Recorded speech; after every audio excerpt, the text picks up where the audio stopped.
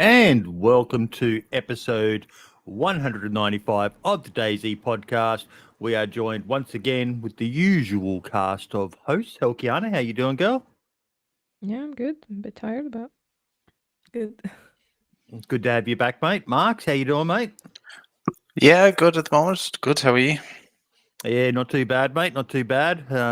Been an interesting weekend, but we're going to try to avoid those sorts of topics. Therefore, another channel, other people. We're going to focus on a silly little game called DayZ that we all love so much. Devil, how you doing, buddy? Oh man, as usual, we keep going. You sound a lot better this week, mate. You got yourself a new microphone, didn't you? New mic, still have to echo that right, but better than the previous one. But the man of the hour is the one, the only Mr. JPlayZGames. How you doing, buddy? I'm doing well. How is everybody? Good, mate. Good. It is good to have you on the show, mate. So tell us a bit about yourself. What's your background? So currently, I'm streaming full time, but I'm married. I have a almost 5-year-old daughter. I was in sales before and stumbled across the game of DayZ, and yeah, it's been 4 years now, going on 5, and yeah, just here.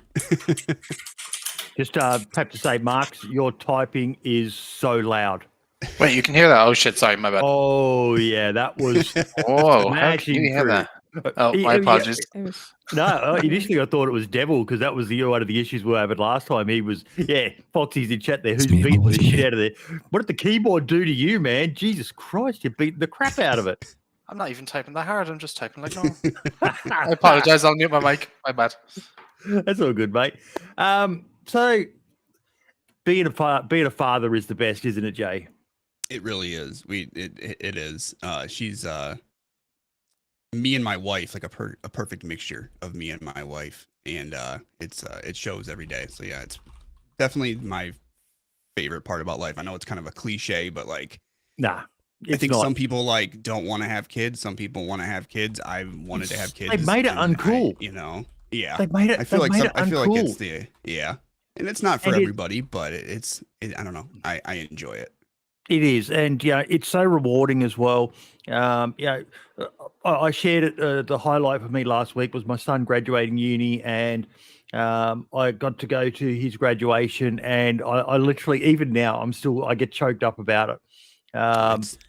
He's 23 years old. He's just finished his university degree, and I didn't break him. Nothing that a few sessions of counselling can't fix. In any case, but. It's an amazing feeling. So it's cool being a parent, man. Don't let people scare you off of it. It's not easy. There's challenges, but it's the most rewarding. The best thing I ever see is a Father's Day image that I saw, and it's aimed at people who served in the military. And father is the highest rank you will ever achieve in your life. And that really resonated with me, man, because of all my achievements in life and everything like that, my number one achievement is having been a pretty good dad to my son. I can get behind that. I agree 100%. Nah, awesome. So, mate, tell us a bit about your journey into becoming a content creator. It was during lockdown. So it was 2020. And I just happened to stumble. I didn't even know what like live streaming was. I never heard about Twitch. I knew YouTube had it, but I just assumed it was all. Hey, Hulk, he's trying to make us believe he's never heard of a cam girl. So Sorry. Is that what streaming is? No, but live streaming. I've never heard of it. What is this? Honey, honestly, I don't know how those images got on my hard drive. So it's funny though, because like I say that and people they say the same thing. They're like, you didn't know, and it's like, well, I knew there was like other things, but like, what would be in my eyes? I'm like, who wants to watch somebody play a video game? Like, it didn't make sense to me. So I was watching, actually, and this is another one of those like cliche things. Well, I was watching a Running Man's video, and it just happened to get suggested to me, and I never heard of DayZ. Like I said, never heard of live streaming anything. And so I click on it and I watch it. And at the very end, he's like, and you can watch it me live, and I'm like, oh, what is that? So then I look, and then here we are. I'm kind of just, and I bought a computer that was like in like June. So I started playing on Xbox for a few months. And then I slowly got, saved up some money, got a PC, and didn't know how to set up OBS, didn't know how to do anything, and just kind of hit the live button. And yeah, here I am. Update from the foosball. Apparently, Spain are 1-0 up. So for those who are interested, we will try to provide running updates as the game progresses. But yeah, I did like what Facility wrote there in chat, mate. He said you sub to his OnlyFans and you pay for cam shows. Don't let him lie to you. I seen it pop up there. I wasn't gonna say nothing. But no, there's I think it was only just the other week, Helkiata, we had someone else and Marks who said that they were a COVID lockdown streamer as well, who started during all that.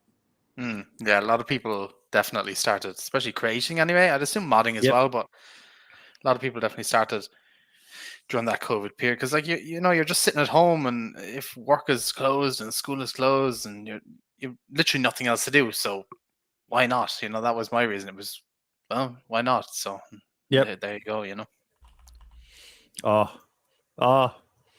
Beaver Captain, you've won my heart, mate. Foosball is the devil. I love that movie. He gets so much shit, Helkiana, Adam Sandler. I love his movies. They're just simple, silly, stupid, toilet humor, but sometimes that's all you want. Yeah, I agree. So I've heard what made you genuinely a nice guy too? I've heard that as well. I've heard that he's the sort of guy who, again, we're Jesus Christ, how many times do I get off track on this show? But yeah. So what made you pick DayZ of all the games? There was just, I think, so when I first got into it and I seen it, so I remember the video, and it was just the adventure part of it. Like most of the time when I started gaming, it was sports games. Like as an adult, I would play like NHL or football or something like that, and I would play like Call of Duty with my wife. So it just seemed something different, and I liked the thought of like. Hang on, did you say you play Call of Duty with your wife? Yeah. Okay, kick him off. He's got the perfect woman. I don't play anymore, so. But that's like every guy's dream. Actually, I don't know.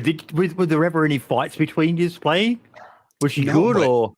Yeah, she kicked my. She's very good. She doesn't want to say that, but she is good. So I quit playing video games for probably, I want to say 10 years while I was like becoming an adult. So like my early 20s, I didn't even play games. I was focused on work and just, living my life. And then when I like I said, during when I met my wife, she reintroduced me into like playing games because she was like a big like Call of Duty, fan. So she kind of reintroduced it to me, and then I bought a console as we were dating, and then it just kind of spiraled from there. But like I had quit gaming for a long time. So when DayZ came along, it just seemed something like I've never seen before. That you could die from wolves, you can die from hunger, there's PvP aspects of it. It seems like it's a game that has everything you could want if you like like shooter games, except you just have, there's more aspects to it than just that. There definitely is. And that's one of the strong points of the game, isn't it, Devil? That it's not just, and it sort of ties in a bit to a topic for later on in the show, Nvidia filters, but it's not just a PvP game, Devil. No, it's not, absolutely not a PvP game. I think that people like DayZ exactly for this. It's an open world. You actually live your life in a game. You can die, you lose a lot if you die. Am I the only one who gets slightly turned on when Devil talks? He's just got the most badass voice and accent. Slightly different, but yes, kind of the same. I think we might have to branch out the business opportunities for 87A, and we'll get Devil to start reading some erotic literature or something like that. He's When we get picking me. when we get sponsored by Boydie, Raid Boydie, Shadow don't scare Legends, he him, can read it. Don't What scare was him that, away. Helkiana? Don't scare him away. We only had him for like 2 podcasts. Like, don't.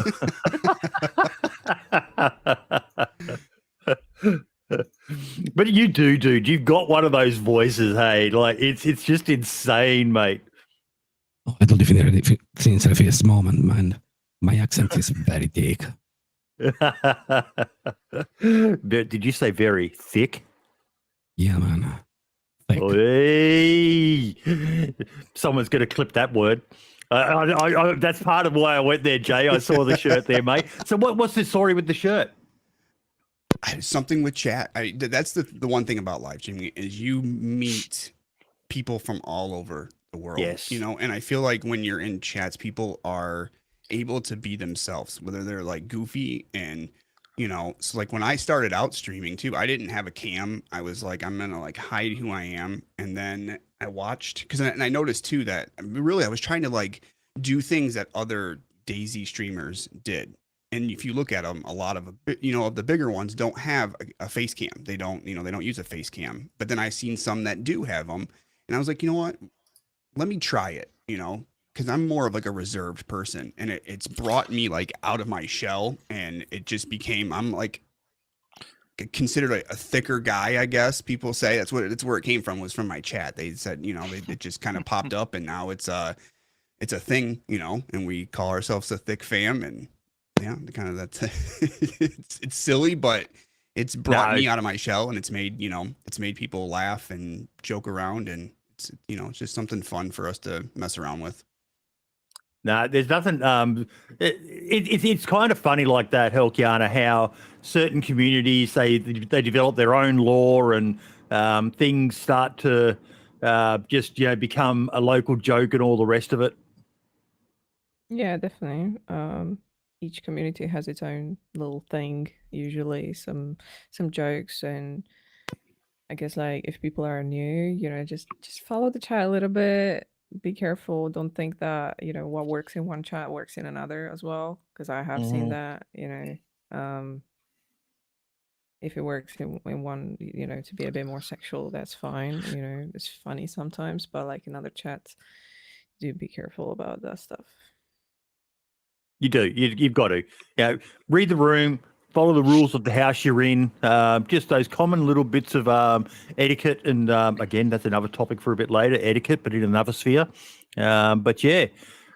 So Jay, you've made a bit of an impact in the community, mate. Like I've seen a few names in there, recognizing you and that.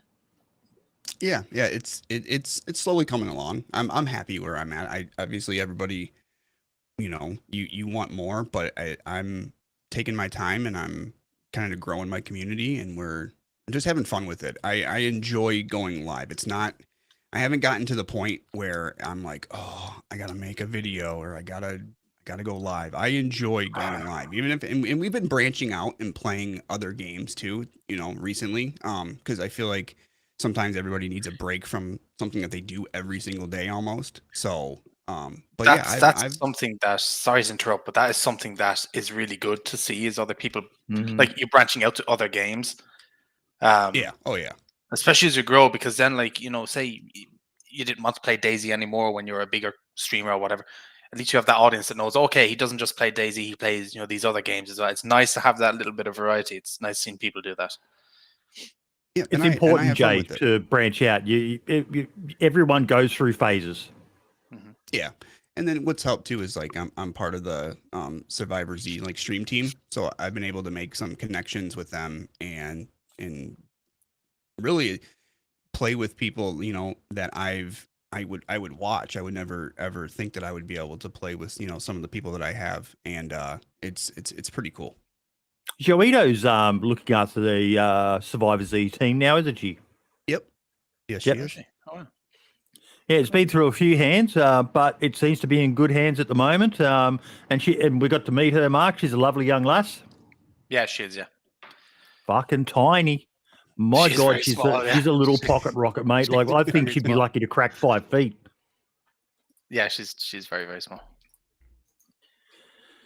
But no, that's awesome. And finding a good stream team as well can be good for you. Not always, you don't have to be part of a stream team. You can still network with people outside of one. Like, do you play with people outside of that stream team, Jay? Oh yeah, all the time. Yeah, someone I play with almost weekly is, and he was, I think, a guest on here is Cinna, and he we met through like a raid. Someone in his chat had suggested, hey, why don't you raid Jay? And then we just got to talking and chat and stuff, and we exchanged and started DMing each other. And I mean, we played almost weekly together. So yeah, I play with. I honestly, I'm the type of person that if you come in, because I've noticed too that games like you'll have people come in, and I'm sure any streamer has seen this, any size, somebody will come in to chat and be like, well, can I play with you? And I'm very open to, like, if you want to, I'll team up with anybody. I don't care what size of a creator you are, or if you don't create. I've actually teamed up with people that didn't create, but now they do. So I don't. As long as you're cool and I can vibe with you, and I'm open for it. No, that's very, very good to hear, mate. So what other games have you been dabbling in? I'm going to get some hate for this one, but I've been playing a lot of Fortnite, and I used to dog on it, but I wanted a good laugh, and I always thought it was like a kid's game. I think it's the characters, but I've been Mate, playing at the end of the day, Fortnite nearly all video games are sort of kids games. Video games were aimed at kids, and it's look at Don Sibley, a staple of the console modding community, and he's been killing it over there playing Fortnite. Yeah, I think it's fun, and my mod actually on Twitch is the one who was like good. I was messaging with him, and he kept on just throwing it out there, like, just try it. What's it gonna hurt? Just try it. So I did. I jumped in, and it's a good laugh. I don't take it too serious, but it's fun to get a bunch of people together. I've never played it myself, Helkiana. What about you? I played it quite like a little bit before it became like a big thing, when it had like the other mode as well, like the story mode or whatever it was. I just in the BR mode, I couldn't really get behind the building. Like, I couldn't really get behind it, and then I was like, oh, I'll just try it later on. And when it released, I was like, okay, I'll try it again, because it's got like a big release thing. And man, these kids, they were building like so fast, and I was like, yes, what? Yep. How even, and then I just gave up, and then I tried it again when they did the no build, which was more fun, but I got used to a lot of features from like Warzone and other VR games, so I couldn't really get behind it. I can't get over the speed of even in some Rust stuff I see. These people can just build, shoot, and I've watched a few videos of people playing Fortnite, and it seems to be more of like a Meccano Lego game than an actual combat game. And I just don't have the reflexes for that. I can barely survive PvP in DayZ, where there's no building required in a fight, let alone have to think about aiming, shooting, target identification, building, and all the rest of it. And it's just surprised that nobody hasn't made a Fortnite building mod for DayZ. Imagine, be crazy. Oh gosh, Mark. Don't, you just gave out an idea. No, it wouldn't be able God to. almighty, we see enough crazy stuff already, let alone someone doing that. Oh, DayZ expansions and chats, that's what their next update's going to be. I've personally strictly stayed away from the building side, because like you said, I played mouse and keyboard. Like, once I went from console to PC, I haven't really touched a controller since, besides like showing my daughter, and other than that, I've stayed away from controller. I don't know. I know you can like re-keybind stuff, but even then, I don't know how they do it. I'm not that quick. No, that's absolutely madness. But I think it was just so big back in the day. Like, we played it in college, and it wasn't necessarily about the game, but it was just that you had all your friends on one game, at one time. And it was probably hanging out with your friends more than anything that made it more fun than not just the game. You know what I mean? Well, that's a secret to a lot of games, isn't it, Devil? If you're playing with people you enjoy playing with, you'll play almost anything, won't you? Yeah, but in time, if you play a game, you make friends in there as well. Like on DayZ, you can make a lot of friends on a server. And that's one of the best things about DayZ, Jay, is it's a game that really does, not always, there's a lot of KOS, but it's a game where you can get to meet so many people. Like, how many, raise your hand here. I know a few of you don't have it, so you're going to have to just say I. But if you've made friends in-game that are now what you would consider IRL friends. Oh, yeah. Helkiana, you're not raising your hand. Blink twice, Helkiana. I didn't. I didn't meet anyone in game that would consider them a friend, I guess, even online. It's a different world out there for women. Let me just tell you. Yeah, that is a very fair comment. There's a lot of crazy people on the internet, that's for sure. What about other girls though?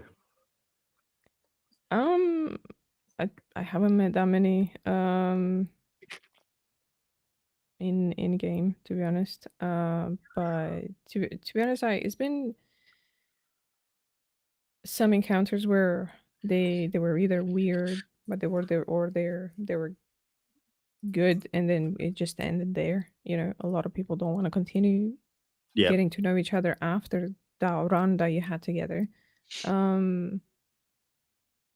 I mean, other games I've met people that I still talk to, and I generally don't really meet people IRL.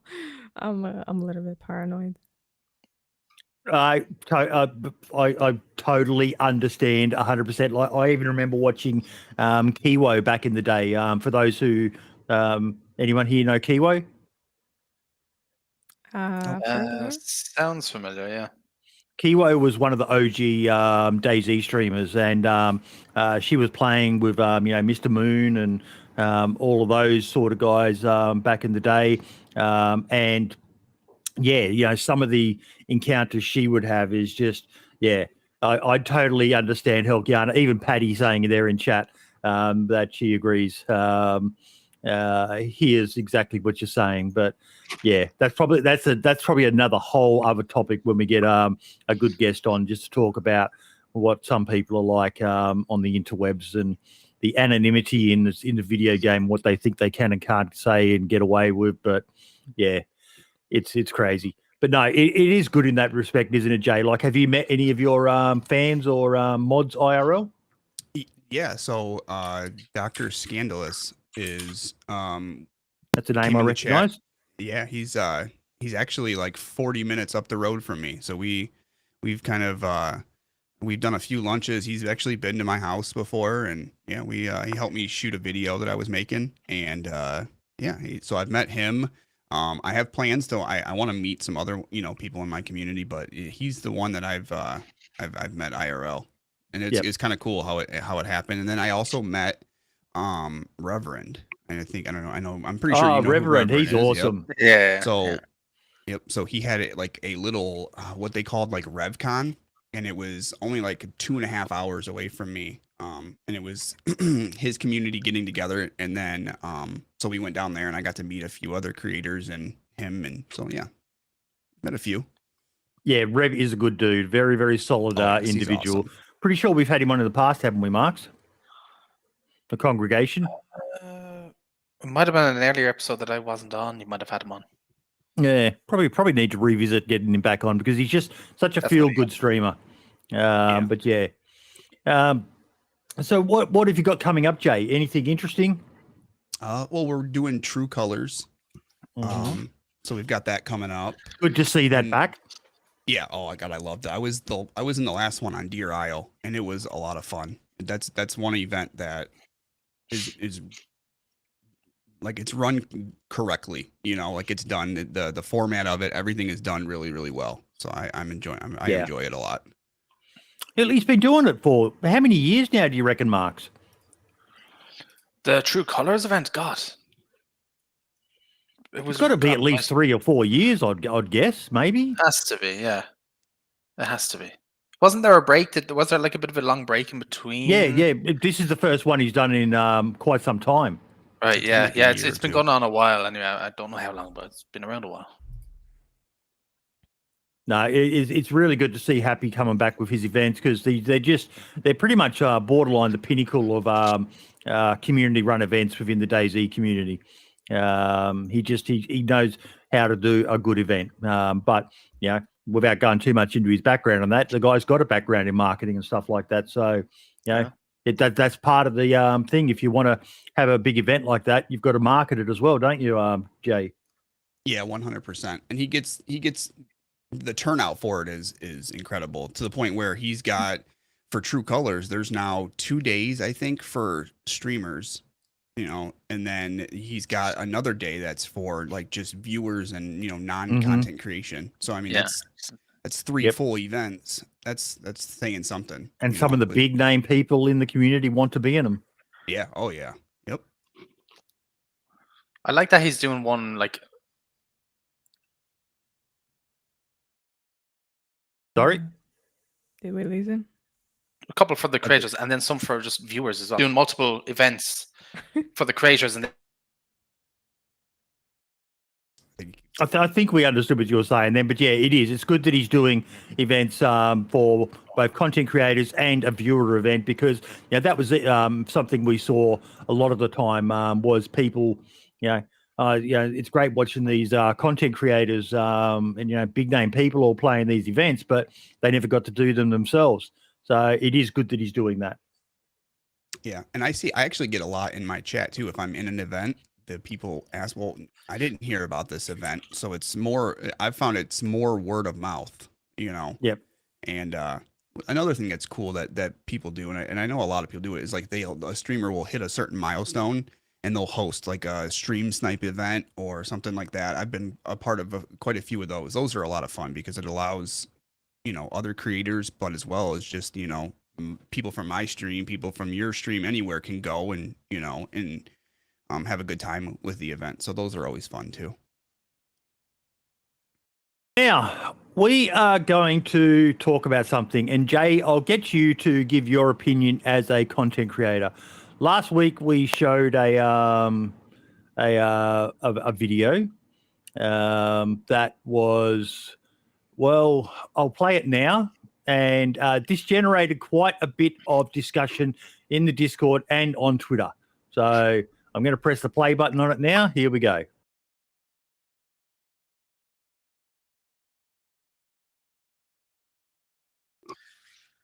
The real DayZ experience. Oh boy. What do you think of that? I don't see the point of it. For me personally, I like to crank my settings up. I think DayZ is a beautiful game. It's one of the reasons why I even play it, is because half the time, with whether it be like the skybox that they've revamped or just DayZ is a pretty game, when you're in it and the settings are turned up. I play it for that reason. I don't know. To me, that looks harder to play than just playing DayZ normally. So I don't know what the point is, but I think it's pretty stupid if you ask me. I don't see the point of it. We even had what we did, we tried something for the first time, and I think I'm going to try to do it whenever we've got something that's interesting enough for everyone. But we created a thread in the Discord with this week's main discussion point topic, and I found the thread was a good way to manage it because it keeps all the comments in the one spot. But we even had we found out more, and someone introduced me to something called Nvidia Inspector Helkiana. Now, have you heard of that? Yeah, I heard of it. It was insane what I saw on that video. So I will run the risk of sharing my stream. Just let me know if it goes pear-shaped.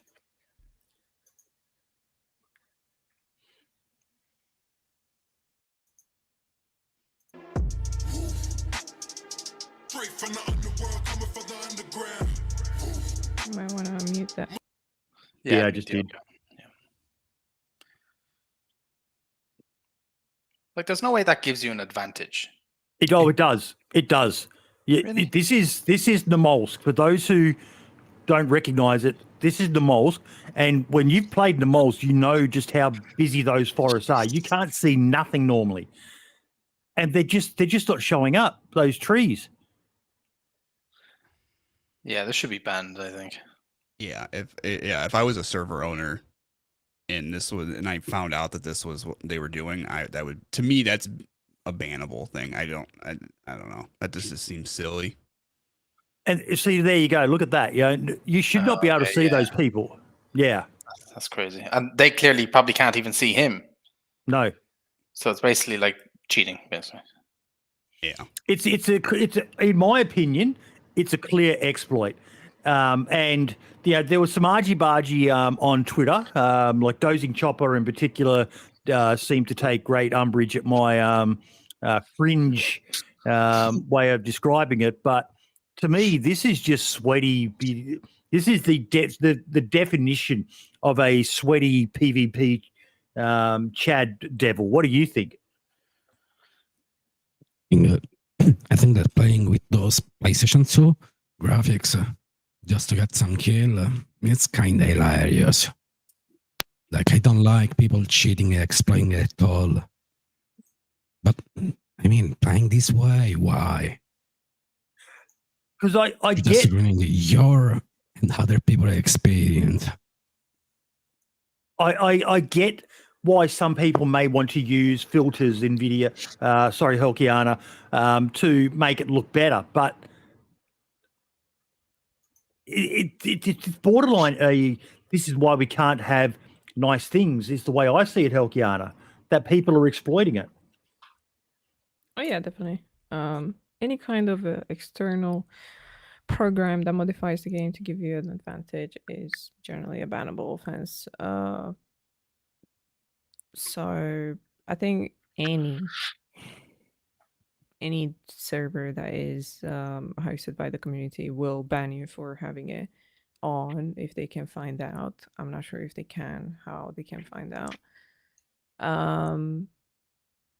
But I don't know how it's going to work for official. That was my question. That was something I was thinking too. Is how would a server? Is that even something that a server owner could even see? Well, someone they didn't share it in the podcast Discord. I think it was on Twitter, but someone said that you can set the game so that it can detect. Basically, when they tried to launch the game, if they had those filters on, it would come up basically saying, "No, the game needs to support this extension or whatever." Can anyone confirm that? You mean like the devs could make Yeah. it so it's yeah, I'll see if I can so. find it. I think Didn't so. Rust do something like that where they brought out like some detection thing where if you had filters or something on that it wouldn't allow you to play the game? Like a few years back. And from the game itself, you can check the can grow process. Just for the devs. Here we go. I've found it. A supported game is required to use this feature.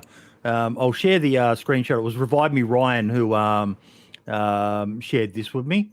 So apparently that's what it looks like when a supported game is required to use this feature. Yeah. So yeah, so DayZ should get it removed from the list or whatever.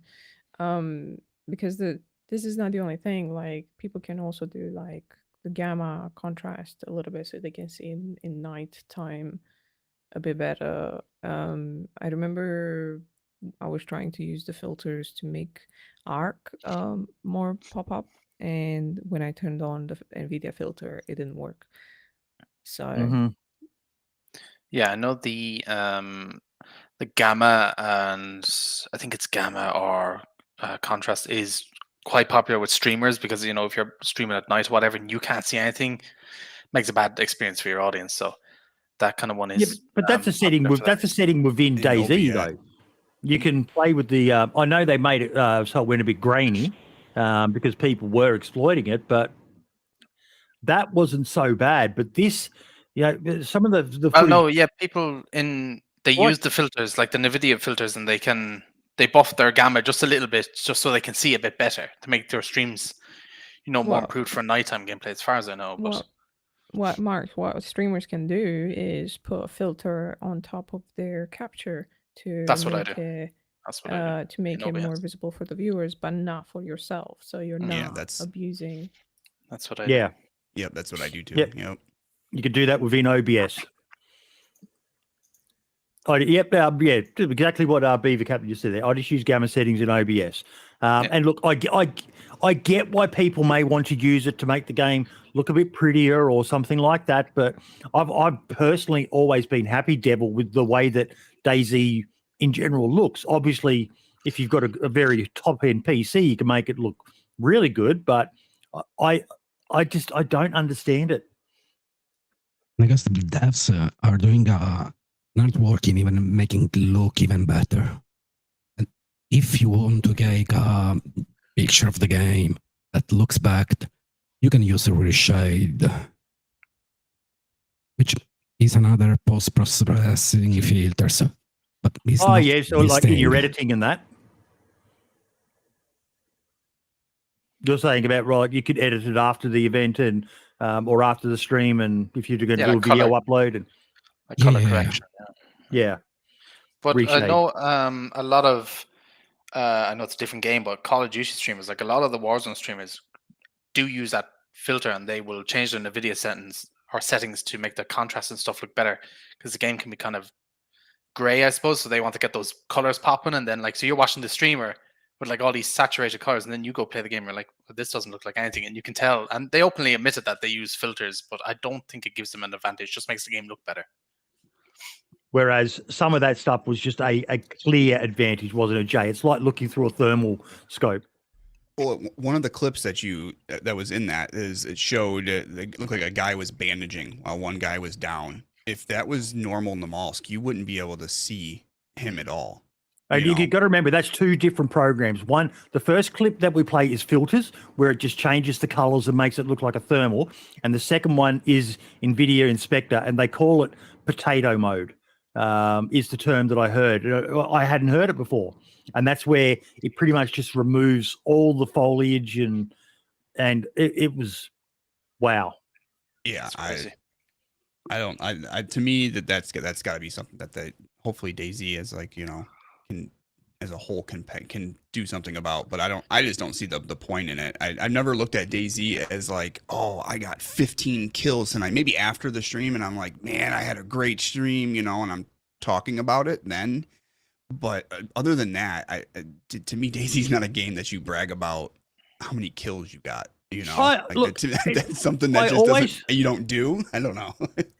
I always try to be understanding here that DayZ is whatever you want it to be, and I know some people do go in and play it more. There's so many big service marks that are aimed at PvP, aren't there? Mm-hmm. Yeah. But to go to the point of giving yourself a clear advantage that is not something achievable by anyone else just playing the game with the vanilla settings, that's cheating. That's exploiting to cheat, in my opinion, Helkiana.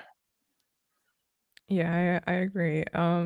Any external program, I think, in any way should be bannable offense and considered cheating. The same way, we have in Call of Duty where people use these chrono triggers on their controllers and to make aiming and shooting better and stuff like that. It's a hardware cheat, but it's still cheating. And we won't understand why these people are doing these things the same way. Why we don't understand why some people are cheating. Some people are doing it just because they want to piss off a streamer, but some are just I don't know. they're not very good, and they just need that to get some affirmation in their fucking life or some shit. I don't know. Now, if it was, say, that player was using those filters against other players also using those filters, and the server's kind of dedicated to that, then sure, go ahead if everybody's kind of on like that same playing field. But like if you're going into a mask server or an official server, I don't know why you would use them on any of those servers, but and going in using those things, you need to change games. You need to get a different game. But even one of the people in the Discord, Admiral, I'm not sure if in chat or not, explained about using Reshader. Now, I thought Reshader was a post editing tool, but what he was No, showing it with a can be, couple of it can be Okay. used in games to change. It's basically a filter, but it's an external tool. And by using Reshader, some games do have some stuff so it can't be used. Like it's like a bit of a detection. because he's showing here who needs a scope when you can use Reshader to zoom. And apparently this is like the vanilla Yeah. scope, and then that is Wow. using Reshader. God, that's great. For my bad eyesight, that's fucking amazing. Look Not at the gonna difference. lie, That's there are insane. I've some never. monitors that do That's that. crazy. Wow. And That's yeah, mad. I will never sit there and turn around and say someone was hacking when they kill me, because I am terrible. I am notoriously terrible at PvPJ. But for a lot of other people, when you're sitting there, you're wondering how the hell, yeah. There's so many things that people are using to get an advantage over others because they're so desperate to win. I don't get that. It's sad to me, Jay. I mean, monitors now come with, and I think some DayZ servers have it, but monitors come with like the crosshair too. Yeah. That it gives you like a crosshair, right? Like built into your monitor. And I seen something was it like CES this year, or was it last year? Some of that one of the companies is coming out with a monitor that is like, it helps you. It even helps you even more aim. I wish I could remember the name of it, but it literally has like, it has built-in, features that allow Aim you to help assist you or to something aim. like that. Yeah, it's like Oh. it's like a built-in aim assist. But they said Jesus. they were going for more of like MMO games, but why couldn't you use it for, DayZ or Call of Duty or something like that? I mean, I remember clearly it was all over Twitter where people were talking. They were like, "This is cheating. It's a cool monitor and all, but you're helping people cheat." Yeah. That's It's- bad. but how far do you go with a devil? Because can they block a monitor in a game? I don't think you can. That's That's hardware. You yeah. can do that. I mean, I remember that time ago with those Chronos, there was around the voice of the aimbot using the video input. Yeah. Those was Yeah. I just go, I don't know where those are, but that's apparently a possibility. And I think some time back as well, I talked about how they've come up with a basically an aimbot that uses this another computer to process the cheat software and that. So and even to the point now where you could literally be playing the game without even having to use the controller. You just get the AI thingy to do it all, and it moves the mouse, and it's that smart now. It can make the mouse even have errors, so that even software designed to pick up when someone's playing too well, it's inserting errors in there so that you don't look. Yeah, it's mad how far some people will go to, not just win, but to ruin other people's experience as well, which is the big thing you've got to consider with a game like DayZ. Unless you're playing on a deathmatch server or one of these ones where they've got a kill leaderboard and all the rest of it, you're ruining someone else's experience, Jay. 100%. I think Helk said that. That it's the only thing I can think of is it's to boost their own ego, and there's no other. What's the point? To me, I don't get it. I don't see the point in any of it, whether it be the crosshair or using like a Cronus. Like if I'm bad at a game, I'm gonna try to use it as my advantage, and I have like on stream. It's like everybody comes in and laughs at me because I'm like terrible at this game. You know what I mean? Like but when I don't know. To me, it just doesn't. it's an ego thing, or it's people trying to ruin somebody's experience. Yeah, 100%. Any last comments on this one, Helkiana? No, not really. Can I say something real quick? Yeah. I was going to go around everyone. Okay. Marks? Yep. I always get this as well because every time you put out an informational video, they're like, "Why doesn't DayZ make a new anti-cheat? Stop ban the cheaters." And I know that's hacking and you have filters. I combine it all into one, and I don't think there'll ever be a time where you'll never win against cheaters. You bring out something that really good anti-cheat, bans them for a few weeks, they'll find a way around it. Bring out another one, they'll find a way. It's going to be a losing battle forever until You're always I don't playing know how catch you up. fix it. Yeah, I don't know how you Yeah. ever fix it, but And that it is probably you've touched on a good point that we should discuss. That you see a lot of people sit there and say, how are they getting away with this and all the rest of it? Well, in nearly every case, Helkiana, it's a case of catch up, isn't it? A cheat gets found, the devs have to patch it. Then another cheat gets found, the devs have to patch it.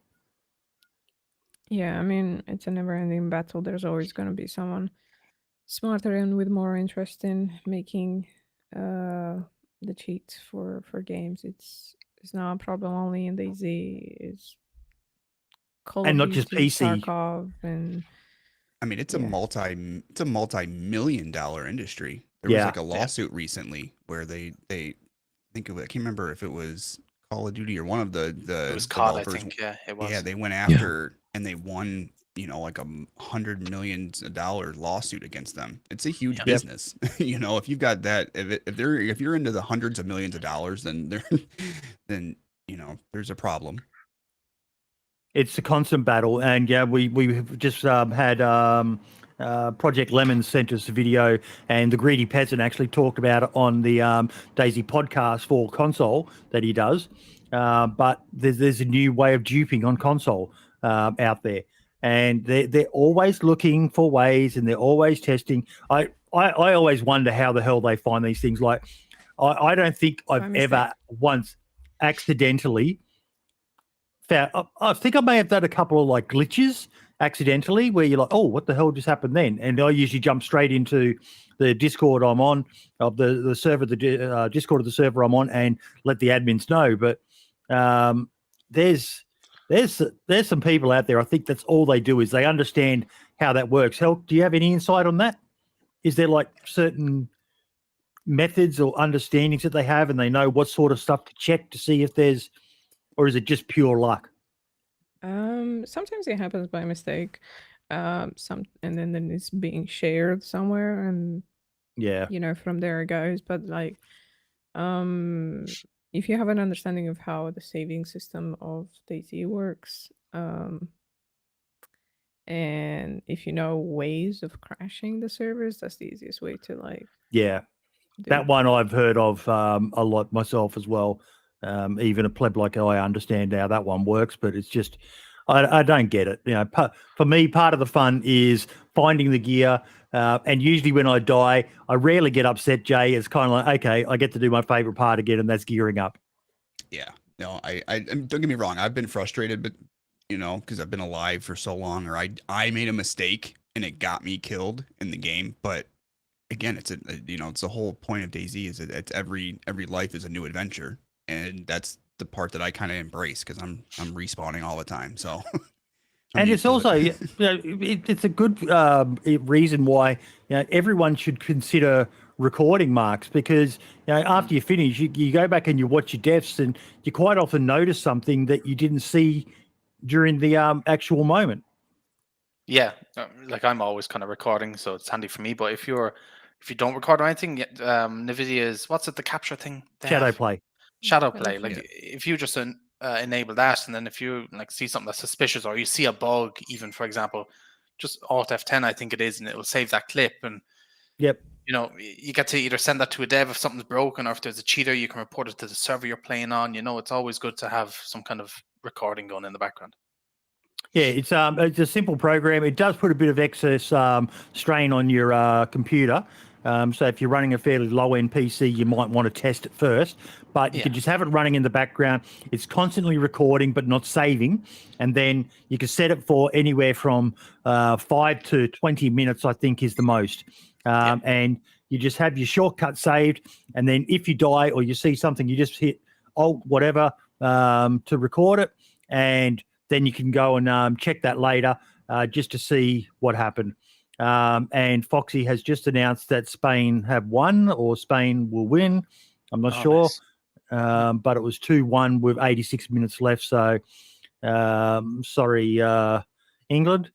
It's not coming home, Cobra.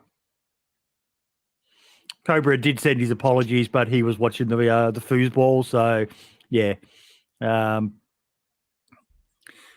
yeah, like Stud Muffin says there, and it's common to say to yourself, he is cheating. Then you watch the recording and you notice something in the video you didn't see while playing. And then you know, oh, that's my fault. And that's kind of what you were talking about, Jay, isn't it? You know, that I always hate personally when you see streamers, and we all know who they are.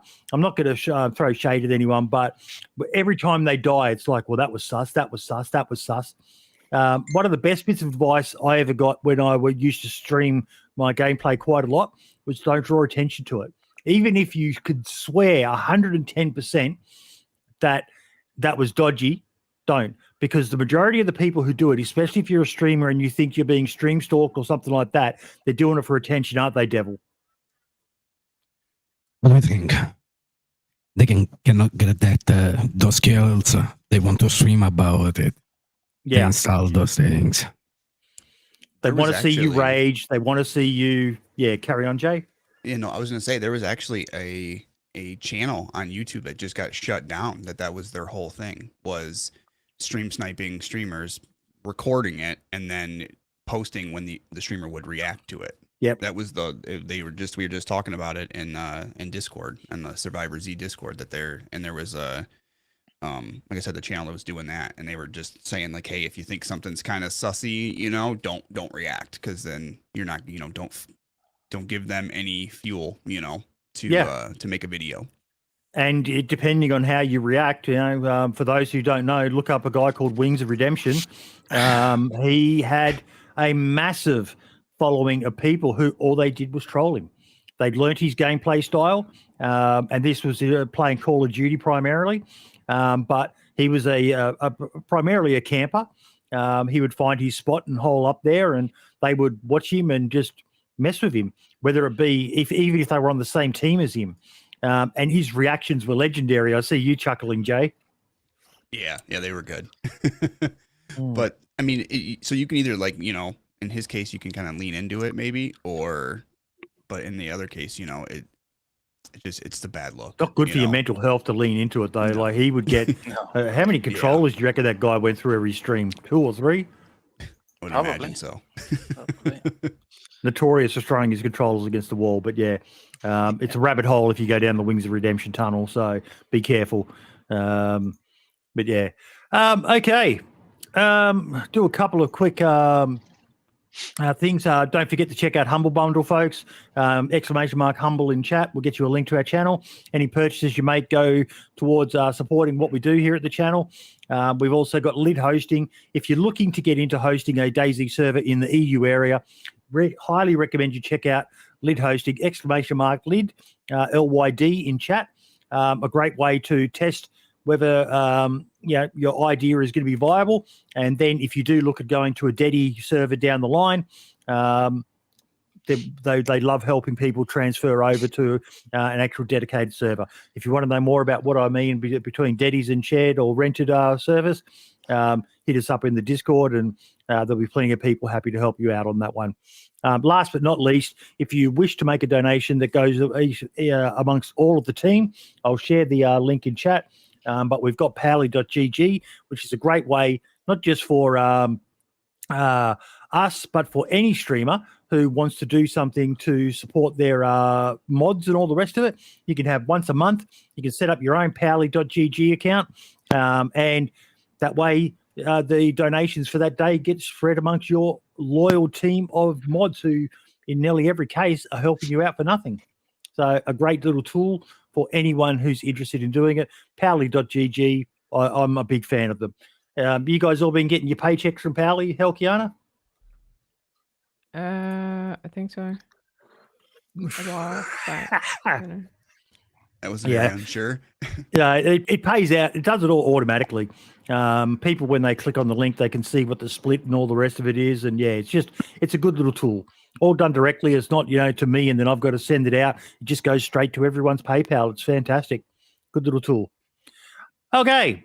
We touched on something before about etiquette, and we had a bit of a discussion in the podcast Discord. There were some allegations getting thrown around, and in the end, it turned out that some script of the lovely Helkianas was being reused / potentially sold. It's a fine line what happens with this sort of stuff, isn't it, Helkiana? What do you mean fine line? Well, between getting inspiration from someone and then outright copy pasta of a script. Yeah, I mean, I've always said to people, you're free to open my mods and learn from it and make your own. If you don't like mine and you don't want to use mine, you're free to do whatever you want, but don't just copy paste entirely. But it seems a couple of years back, a version of my mod just been going around. And it's very easy to recognize. A lot of the modders see it and they're like, yeah, that's entirely Helkiana's mod. Because I put some, as most people, I put some stuff in there and sometimes I don't delete them because I forget. Because when you write so much code and you keep doing so many things, trying to fix stuff, you just forget that you put some stuff in there. And that kind of leads to recognizing that these people are stealing the code because... It's almost a signature of sorts, isn't it, the way I've had it explained to me? Yeah, because there would be no reason for them to have that thing there if they tried to create it themselves from looking at vanilla script, because it wasn't anything related to vanilla, really. And honestly, I don't know how to deal with this because it's been shared widely several years back. Now my mod doesn't look like that at all anymore, but it's this still a old matter script of yours is being bandied around like it's shareware. Yeah, and the worst part is people sell mods with these. This is what bothers me the most. So that's why I this year I made the framework, which it's not really a framework. It was a bit of a joke name, because people ask me, "Oh, can Much framework work with community framework?" I'm like, yes. They don't have anything similar at all. My mod is more of a base, so people can stop copying my code. Stop taking my code, please. It's not nice, and it does create a bit of distrust in the community and just wanting. Is it a widespread issue outside of even just your code? Yeah, oh yes, definitely. The repacking and taking parts of the mods is a massive issue. I see Steve has just written in chat there. It's also one thing if someone does it once or when the same people constantly do this and always find a different excuse. Because it's not even just a problem. We're going to stick with the modding, but it's a problem in a lot of areas of creating any sort of content, whether it be a mod or a video or a literary work or something like that. Writing speeches, we see it all the time, but it comes down to me. A lot of it is just about being it's why I use the word etiquette. I am the art about what to call this segment, Jay, but it's really sad to hear that there's people out there who will just steal this. In the case in the Discord, it appears as if both parties involved in it weren't aware of the original source of it and have taken actions to remove it. But what's your take on this, Jay? I wish there was a way, and I don't know if you know if this is a thing, but if the modder so chooses, I wish there was a way that they could put it, I guess, behind a paywall, that if you are going to use it. But I think I don't know if that's even a thing. I don't know the first thing about modding. I enjoyed. I have not dug into that yet, but I wish there was a way that if they put their time and their effort into it, and I'm sure it's not easy, then they should be able to put that behind. So say a server wants to use that, they pay a one-time fee and they should be able to use it. I don't think that's you can do that, but I think that that's how it should be. See, there's two modders in chat, MDC and AJ45, both saying no to paywalls. Helkiana, what's your thought? I think it's just the paywall. I think Jay is maybe misunderstanding at what our issue is here a little bit. So putting a paywall for mods is bad, because if you want to start a server and you just do as a hobby, right? I don't know, you're probably working a full-time job, and you know, you have your kids, and then you just want to do this little thing outside work, and then you start your server. You got to pay a hoster to host your server, which can be from anywhere from $20 to $100, and that's a month. And then you have to get the mods, and obviously if you want to have the good mods, you'll think, oh, I need to pay for the good mods, and then it's going to end up to like $500 just to start your server. So that's why so many of us are against paid mods, just to not have that paywall at the beginning, you know. So yeah, that makes sense. I would wonder myself, Helkiana, is there a way where something can detect if a code is, because again, you know, like Jay, I don't fully understand the complexities of writing a piece of script or code for a mod, but I do understand, and this is something that I learned when I found out about someone had stolen some stuff from DayZ Underground, and I think it was Ammo was the modder there, and he's apparently notorious for inserting bits of random code or something, which is basically, this is why I used the word before about it's his signature. He can look at a mod and know I wrote that, because that's something that I do, that if you don't know, you wouldn't understand why you wouldn't understand that that's really just gibberish. It's in there for him to be able to identify it. And is there some way, like, is this something Valve could be doing, or, you know, with the infusion workshop that's going to be there, is there going to be a way that, like with on YouTube, if we upload a video to YouTube and it's constantly checking other content, it's the way, you know, that little bit of a song before is going to get caught, because it's going to check that as it's uploading and identify whether there's any copyright issues. Is there something that could be done like that, Helkiana, for mods?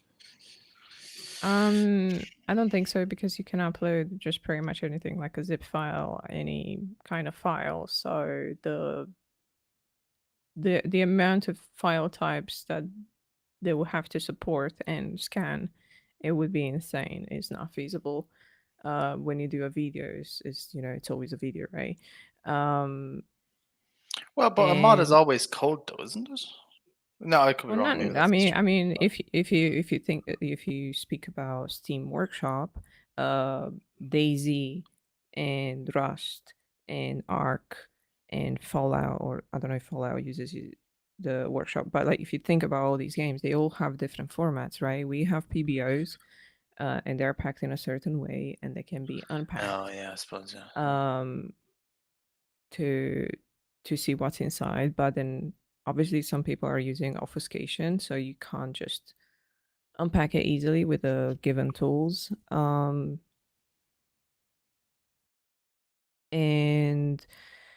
I mean, there's some tools that we have that it's scanning the workshop. Basically, it downloads everything from the DayZ workshop and it opens them up. But there's Okay, limitations that's to interesting it. to know. Yeah, see, I didn't know Um, that.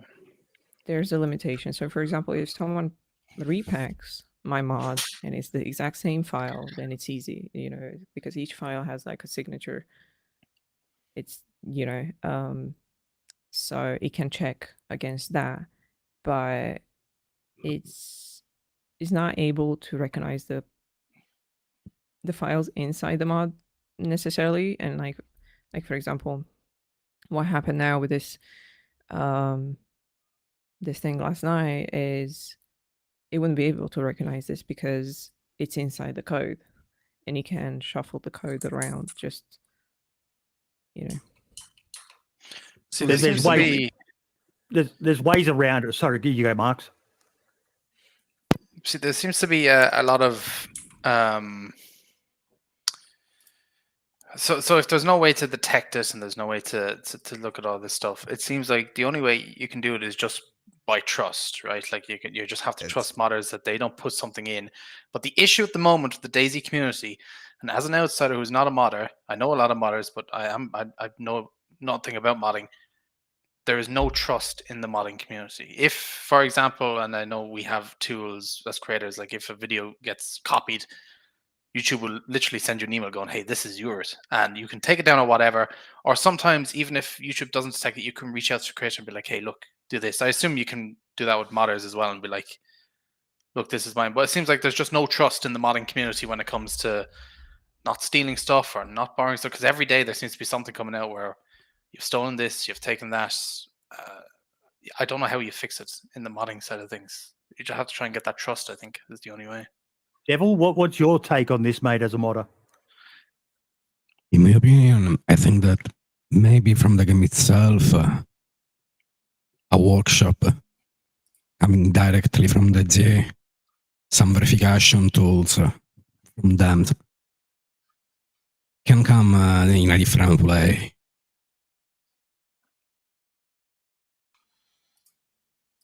Elkiana, I agree.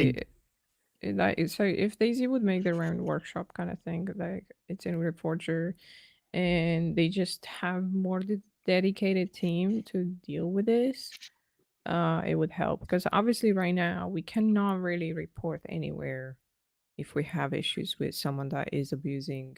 You can copyright strike though, can't you? Yeah, Like, I you mean, can we've claim a mod, discussed like, this right? before. You do a DMCA on Steam. Steam says, hey, this person DMCA'd you. And then they're like, no, it's just my right, it's my stuff, and then it comes back and then their mod just reappears after a while. Okay. And then Steam is like, yeah, I'd go take it to court.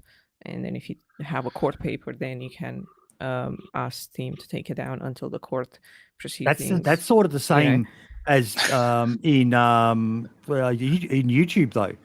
That at the end of the day, they can only go so far with it, and then if you're going to push the issue, you've got to be prepared to go to a court, and that's a very daunting thing for a lot of small creators. Jay, that was the only reason why I had asked about the paywall thing. Is like if does that stop it from happening? But I agree with Marks. I see it all the time, and I guess it just comes down to what your moral code is. I guess is if you're a good person, don't do it. But I don't think that. From what I can tell from like the DayZ Twitter area can be very not a good place sometimes, because I see it all the time on my feed where someone's accusing somebody of something, and then sometimes it's with modding. So I don't know. I don't know what the answer is. It sucks for the people that put their time and effort into it, and then just anybody can come and take it and be like, oh, this is mine. and when you see something that goes so prolific, like in this case, with Helkiana. So what was the bit of script that was used, Helkiana, just to explain it for the idiots like myself? Well, it's just kind of the base of the mod, how you have furniture set up, especially like opening lockers and stuff like that. you know, like some of it, I can't say, oh my god, it's this big invention, right? But I have worked many months on streamlining this because obviously I had some background in programming, and I set it up in such way, and like it's funny because they copy the names as well. Like I'm really bad at naming things. Uh, and I came up with some names for the base classes, and then you see it everywhere now. In some way, like people are like, "Oh, well, take it as a compliment. You know, you're so good." That it's just like they copy, but like, um, it's not like that. I think some people take it because they're like, "Oh, well, you don't own DayZ code."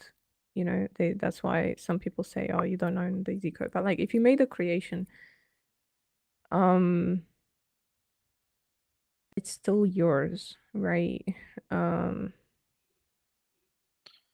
I don't know. It's frustrating, and I don't know what to do about it because I feel like See, I should this just let it go. And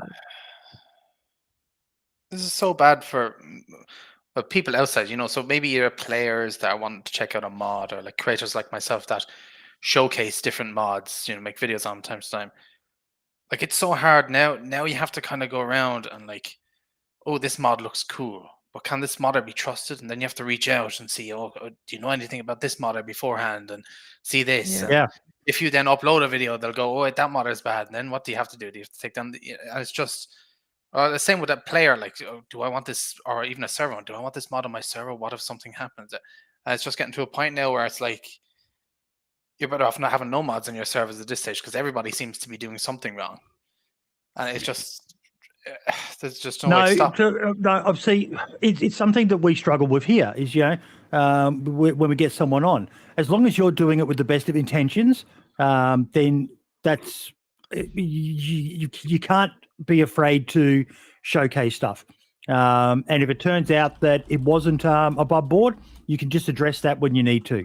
But the thing that scares me though is that when it comes to someone stealing, say, Marx's video or a segment from Jay's stream, or me saying something stupid here on the show, it's going to be so easy to identify what's mine.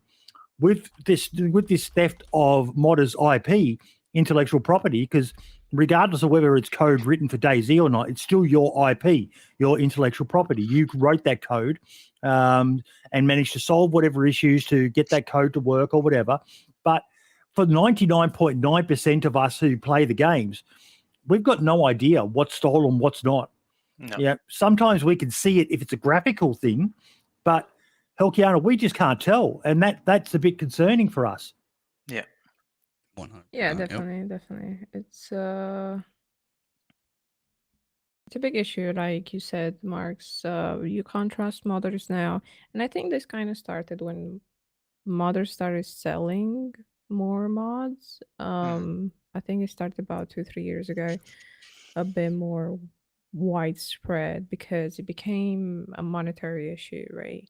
And then people like me who makes stuff for free are like, oh well, this guy is earning money and I'm putting money into the game. Like I said before, I've invested several £1,000s in mods, in assets, and if you count the time as well that I put in, that's an insane amount. So seeing other people getting paid, it creates this kind of, I don't know, what do you call it when it's like Divide. not It really pisses you off. It pisses you off. Yeah, it pisses you off. Like when You've you done see- something for free, and that's the worst part. Is you've done something for free, provided it for free, and then other people are taking it. And it's like with a lot of YouTube content. You see some video released by a small channel that's not monetized, and then you get all these people going and basically stealing it, whether it be the React channels who are the most notorious for it, or others who are just straight re-uploading someone else's content because their channel's monetized. It's a disgusting, despicable act in my eyes, and I really look down on people who do it. Like I don't know. So like Helkiana, your code that is kind of out there at the moment, is it one that's it's kind of like for a base storage mod, I assume, is it? Yeah, so like if you have crates or lockers or Yeah. stuff like that. You can place them down, and it's just like the base code of it, like the meaty part of the code Right. is And being so, spread around. say then every time a new base storage mod, for example, comes out onto the Steam Workshop, do you typically have to go into that base storage mod, kind of look at the code, see how it's done, and see if they've taken anything? Is that literally the best way to? Before you answer, I want Yeah. to elaborate on that. Now, MDC has just said there, because people don't care enough, in the majority of cases of theft, it's extremely easy to recognize the similarities, as it's typically a straight copy paste, but people just don't care to look. Now, Helkiana, I wouldn't know what I'm meant to be looking for. To me, all storage mods are essentially just going to be containers that open up, and there's some differences. Some of them are, animated. Some of them have, you can look at it and see what the item is holding. But other than that, they're essentially the same. How am I meant to know that someone's created a storage mod that's using your code? I would. He says it's easy, but how is it Only easy? the- Well, Let us, help we go. mod- Yeah, Modders. go on now. For us modders, it's easy. Obviously, someone that doesn't know code wouldn't know at all what to look for, and you need the tools to open the mods anyway. So if you're just using the mod, you wouldn't know.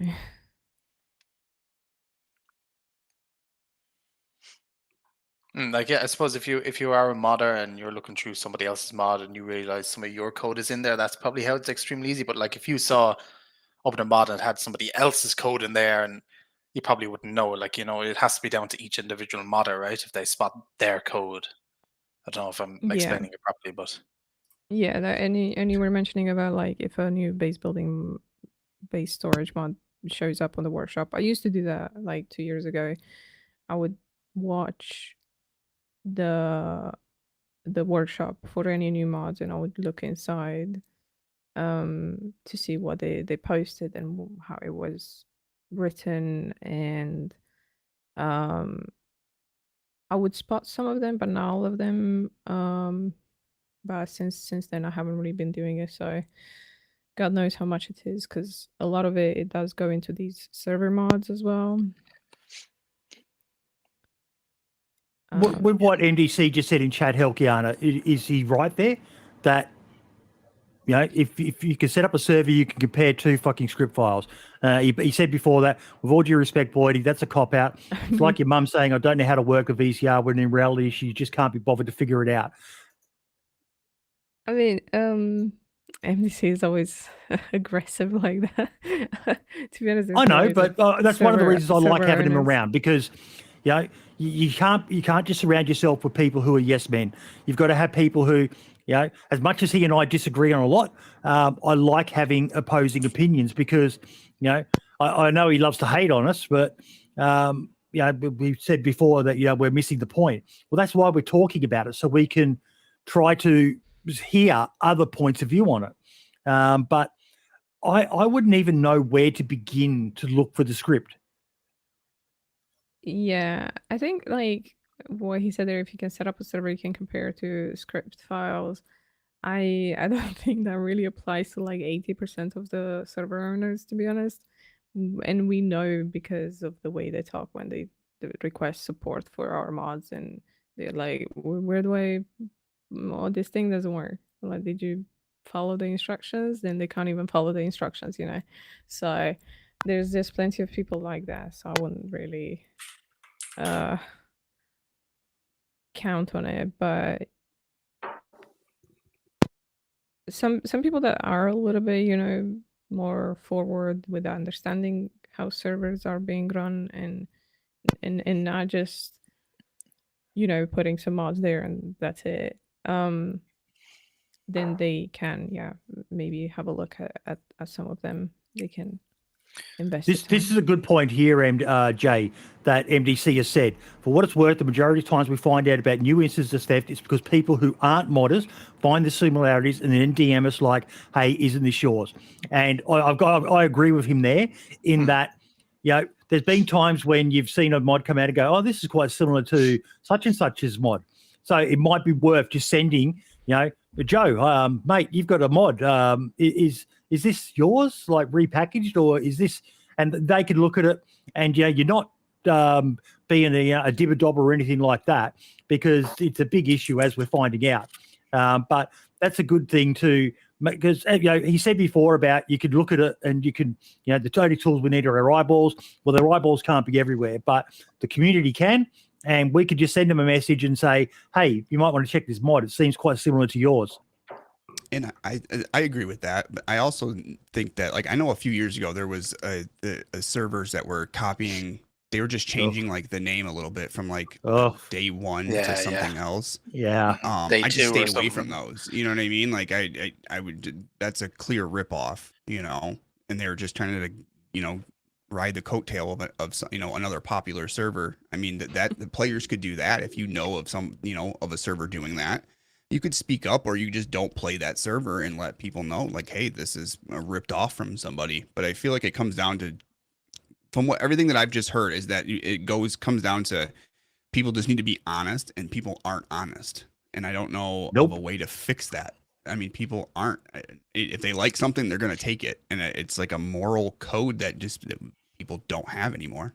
Yeah, like in the creator sphere, and I know it's different, so I apologize for using it, but it's the only one I know of.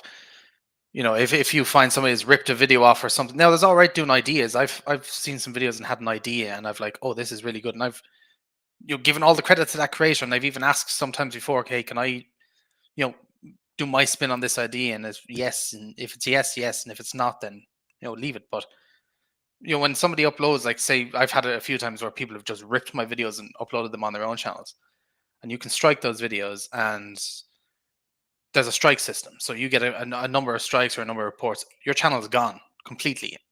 Gone from the internet. Your Google AdSense is ruined. You can't use that for another account as well. Maybe Steam has to do something like this where there's like again, I know it's complicated, but I don't, maybe it's like a 3-strike system or something. If you get copyrighted this amount of times, and I know it's different for every game, but I don't think modders themselves are going to be able to sort this out. Somebody's always going to be Steam. It's up to the bigger people, like Valve and stuff like that, to be able to sort something like this out, or create some type of backbone that can scan for this type of stuff. Any feedback on this one, you two modders, Helk and Devil? Yeah, I think that's just basically it. We need some sort of wall that mods go through and it gets checked, and then what happens if your account gets shut down because you got struck for stealing and all your mods that you might have uploaded? People make a new account. You what, sorry? People make a new account. And that is what I was wondering, because like Mark said, with YouTube, if your channel gets struck, that also affects your Google AdSense account. And people are doing it, and I know monetization is a big issue, but yeah, and the MDC's just said it there. They open another account and start selling them again. But with YouTube, it's a lot harder to come back again, isn't it, Marks? Yeah, like there's even been channels that have, I don't know if it's IP banned, but they do something that they can't physically open another channel again. They have to get a friend to do it. I know that's how Keemstar got banned. Yeah, Keemstar. That's how he got banned at first. So he doesn't own his YouTube channel now. He has somebody else owns it, but he just uploads on it. So there are ways around it, but everyone knows. Everyone knows what happened there. Yeah. Is there anything like that with Steam in the workshop, Helkiana? Well, you can get a workshop ban for DayZ at least. Some people have gotten it, but like you can open another account. There's no real way of checking. Even I have a couple accounts that I have even DayZ on them because I use one for admin stuff, and one for playing. But I think it would still stop a big majority from even trying to steal or do something bad, because they wouldn't want something. Maybe if Steam would say, kind of like the Valve ban, the back ban, like if it would say on their profile, there's been a ban for workshop for this game, yeah, something like that. It will affect their reputation if they ever try for another one. And a lot of people don't really want to just like lose their account of Steam. Like, if I would have an issue, I wouldn't be able to just make a new account and leave every every game behind and all the stuff that I've accumulated on my Steam account, right? So Has there ever been a big lawsuit around a modder suing Valve or something like that for allowing their stuff to get stolen in any game, not just DayZ, but in any game? I don't know of any. Because I think that's part of what the issue is, Jay, in that, because MDC just said there in chat when Marks and I were talking about YouTube and, how if you lose your AdSense account, that's bad, it really limits you. And, unless you've got, sort of like Keemstar level of clout, for want of a better word, of money, you're screwed. You see people all the time on Twitter and that going, my channel just got copyright struck, someone help. And it's devastating to them because it's their livelihood, their income, their reputation.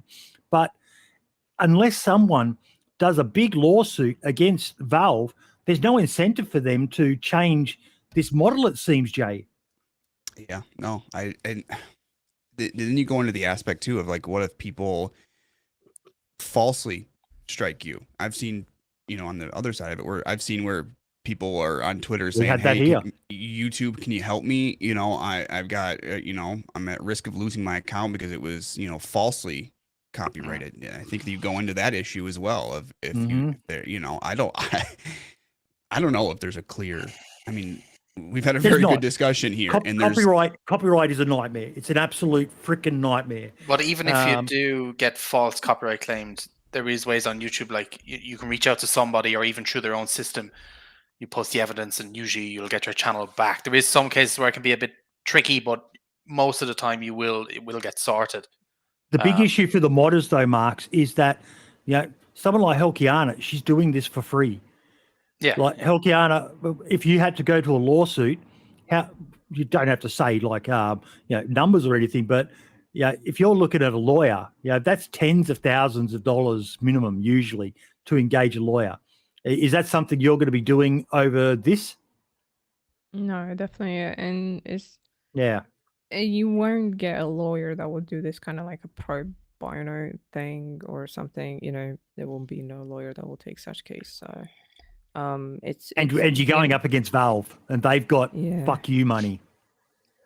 And even with the MCA, like at the moment it's just a scare tactic for the ones that don't know how it works.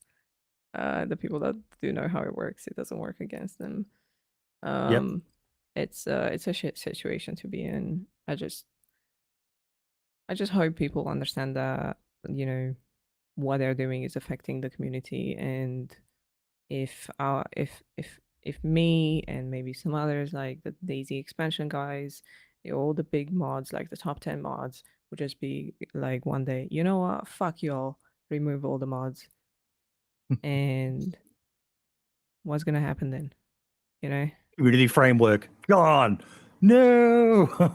Yeah, like hundreds of servers just going down because they will re-upload, but no one is going to maintain it. DayZ is going to update, and they're going to have no fucking clue how to fix it because maybe that's the way that you guys could. I hate to say this because I love playing video games, but the MDC's just said it.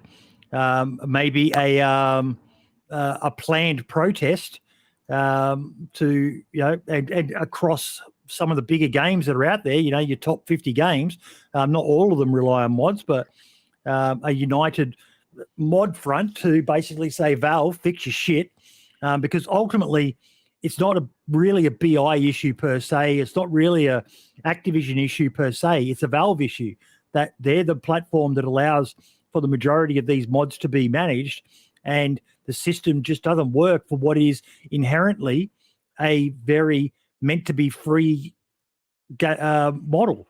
And if they don't do something, no one can really in the modding world. Well, I imagine there's a few modders out there who are making shit tons of money, but they're the ones who are probably doing a lot of this dodgy stuff. There's really not many other options for modders as a collective to force Valve's hand on this. I don't think Valve will do anything no matter what we do, because they will just be like, well, just make your own workshop. You know, raise awareness, but that's about it. It just literally, and I mean, look at us. You know, we're not uniting for fucking anything. Do you think we're gonna be able to like make something? That is true. They kind of barely agree with using their own mods. They don't put up a fight. Yeah. I don't know. Look, I'm glad we got to talk about it. And it sucks that this is an issue. And yeah, maybe some of us do need to lift our game and try to learn more so that we can help these modders, the good eggs in the community, identify the for want of a better word, sorry monetization, but the shit cunts, Jay, because they're everywhere, aren't they, mate? Yes, they are. Any closing remarks on this topic, folks? Anyone? The modding community is broken. It needs to rebuild its trust. Don't see other people's shit. Keep your eyes open, folks. If you see something that doesn't look right, let someone know. Let some of the trusted people know. What's Steve just said? I swear I found like 60 re-uploads last week again from our mods alone. We are kind of sick of it, but so far I would not bring it over MZ Herf to just stop the project. No, AJ, we've known for a while, mate, that there's issues, but you know,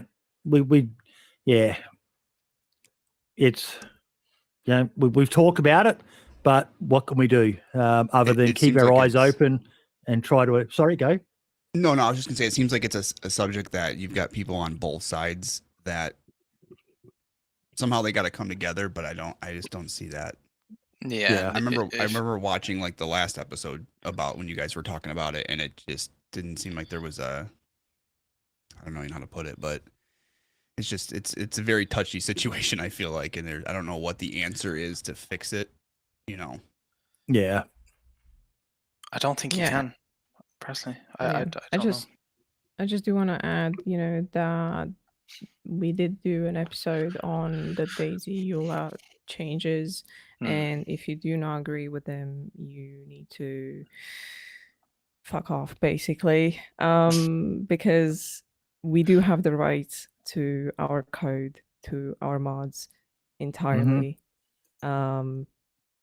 It doesn't matter, like, if I made the model myself, if I bought it, you cannot just take that license. If you buy the model,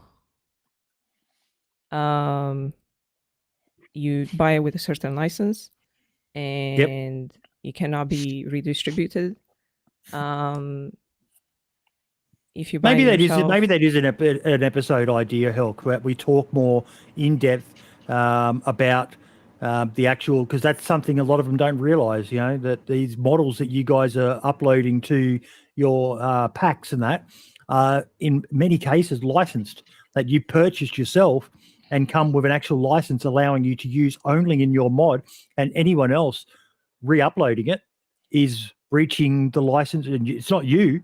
Yeah, you've done the right thing, but anyone else using it is actually breaking copyright.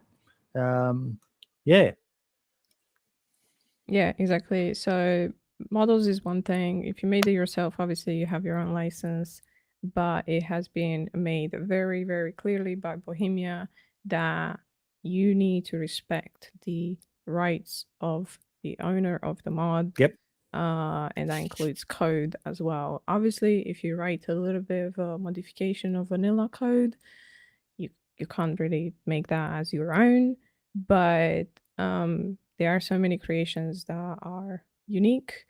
There's many mods out there, you know. Well, we are looking to get Mario on at this stage, roughly looking at early September. And I think that might be a good episode to dive deep into this issue. Because for those who don't know, Mario is basically the senior. Well, let me just find his job title.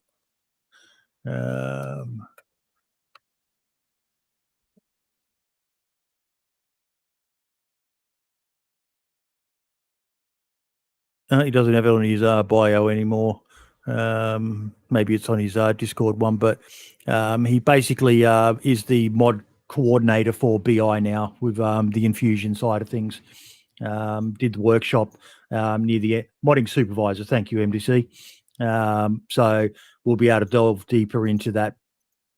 He's received the okay to come on to talk about it. And yeah, that should be a very, very good episode. Fingers crossed that we can get that one done. Because as much as I don't know shit, I like to try to raise awareness of this stuff. So yeah. And yeah, maybe I should, MDC, try to learn more. Maybe you could teach me, mate. That'll make for an interesting Discord call. Who was laughing then? Me. But no, look, I think we're getting towards the end. Helkiana, any mod or game or anything you want to shine a spotlight on this week? I guess just another shout out to Once Human because it released this week, into a full release. And I've been playing it like crazy. Probably a lot of people have been waiting for my mod updates, and I'm like, nah, I'm playing Once Human. It's a really good survival-ish game, a lot more the Division-like kind of game with really cool monsters. So check it out. It's free to play. You don't have to pay a penny to play it, and you can play the whole story, the whole thing. You can do everything for free. There's no paywall of any kind. They have monetization, but it's fully cosmetic. And their prices, some of the stuff is a little bit, kind of out there, but some of those prices are okay-ish, if you do choose to spend money there, it does support the developers to keep going because the map is not finished, even though they have a full 1.0 release, which was a bit weird, in my opinion. They have more content that they can add. Awesome. Yes, I've seen a lot of people play that game recently. Marks, would you like to do Cobra's community spotlight? Any creators out there who've caught your eye? Christ, now you put me in the spotlight, really. God almighty. Let me see. Come back to me. Okay. Devil, anything you would like to shine the spotlight on this week, buddy? Can you hear me now? Yep, can hear you. I've been playing a lot of the sim game on C1. I think DayZ can take a lot from this game. But back to the first topic, if you're a cheater in the DayZ, just get good. What about you, Jay? Will you like to do a segment at the end of the show where everyone gets to shout out something that they want, that's important to them? It means something doesn't even have to be DayZ related, mate. It's your chance to plug something you want to. Well, can I say two things? There's Yeah. two things I'd like to say. One, I want to shout out somebody who's part of my community who started streaming himself and making content on YouTube. So if you're into like the very like modded like storytelling, I started a cartel or those videos can be very interesting. I just want to give a shout out to Golden Rex. He's on YouTube and I think we've talked about him. That name rings a bell. I actually played with him. He came into chat and was talking, didn't know what OBS was, anything. And he's one of the ones like I was talking about earlier that I played with. And now he's making content and he's doing amazing. So I want to give a shout out to him Nice. and what he's doing. He's really killing it right now.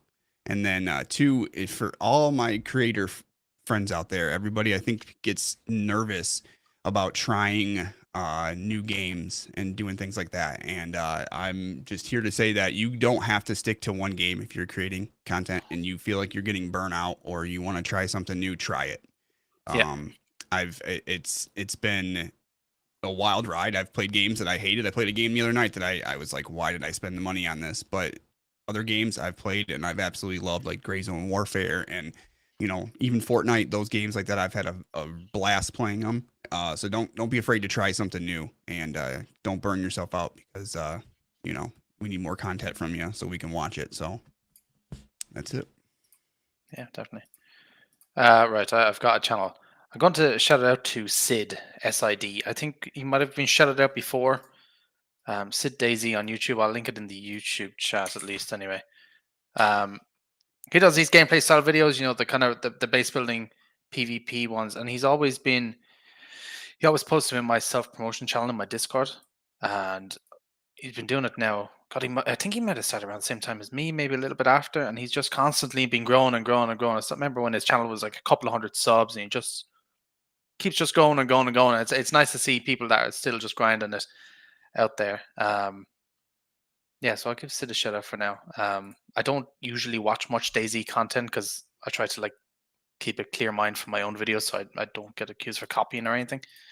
So yeah, I'll give it to Sid. And I am going to, once again, same as last week, shout out my son, who on Friday I went and watched his graduation ceremony from university. And it was one of, if not the proudest day of my life. He broke the Boyd curse. I may not be the smartest man, but I sure know how to make a smart kid. I think he got that from his mum, the brains. So I was absolutely blown away that my boy managed to, the first on both sides of our family of all the kids of our brothers and sisters to finish a degree, and he's the third youngest. So, yeah, it's an amazing achievement. Like I was saying before, Jay, being a parent is awesome, isn't it, man? You're muted. You've muted yourself. I literally clicked it like 4 times. I was like panicking. I was like, "Oh God, where the hell's my mouse at?" No, you're right. And my daughter's turned me into a softie, so I feel your excitement. My daughter's just getting ready to start kindergarten, and I'm already proud of her. So I can only imagine how I will feel when she graduates from uni one day, hopefully. And look, it's not something you have to do, but if you think that uni is good for you, definitely go for it. And it's a lot cheaper here in Australia than it is in the States, that's for sure. Yeah, we do government subsidised degrees, but my boy doesn't even have a HEC step, which is the other part we're proud of. He's worked pretty much his entire life since high school, and that combined with some other stuff he was getting, and yeah, he's finished a degree and he doesn't owe a cent, so that's a great achievement to mostly his mum. His mum's a machine. She's a good egg, my missus. She's nice. She's very nice. When we met her in Prague, by the way. Yeah.